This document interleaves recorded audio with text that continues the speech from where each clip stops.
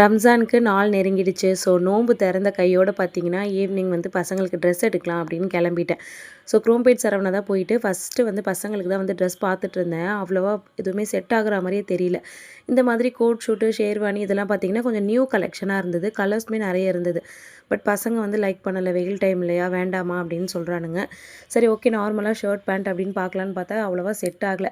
அங்கேருந்து டேரெக்டாக வந்து ஹஸ்பண்ட் சரி உனக்கு சாரீ பாருமா அப்படின்னு சொல்லிட்டாரு. எனக்கு தான் வந்து பார்த்துட்ருந்தேன். ஸோ எனக்கு செட் ஆயிருச்சு. எனக்கு பிடிச்ச சாரீ மட்டும் எடுத்துகிட்டு அங்கேருந்து வந்து கிளம்பிட்டோம். இன்னொரு நாள் பசங்களுக்கு பார்த்துக்கலாம் அப்படின்னு சொல்லிட்டு, ஏன்னா செம்ம க்ரௌடு, டைம் வேறு ஆகிடுச்சு. இதுக்கு மேலே நம்ம இங்கே டைம் ஸ்பெண்ட் பண்ண முடியாது அப்படின்னு சொல்லிட்டு அங்கேருந்து டேரெக்டாக எங்களோட ஃபேவரட் ஸ்பாட் ராயல் கஃபே அங்கே தான் வந்து போயிருந்தோம். ஸோ கொஞ்சம் ஸ்நாக்ஸ்லாம் வந்து சாப்பிடலாம். ஏன்னா நோன்பு திறந்த கையோடு கிளம்பிட்டோமா, அப்போ குடித்த ஜூஸு, நோன்பு கஞ்சி, வடை எல்லாமே ஜீரணம் ஆகிடுச்சு.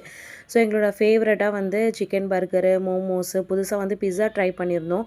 எல்லாமே நல்லா வந்து சாப்பிட்டோம். பசங்களாம் நல்லா என்ஜாய் பண்ணாங்க. நீங்கள் எல்லாருமே ரம்ஜானுக்கு ட்ரெஸ்லாம் வந்து பர்ச்சேஸ் பண்ணிட்டீங்களா? எப்படி போனோடனே முடிஞ்சுதா? இல்லை ரொம்ப நேரம் தேடி தேடி வாங்கினீங்களா? அப்படின்னு கமெண்ட் பண்ணுங்கள்.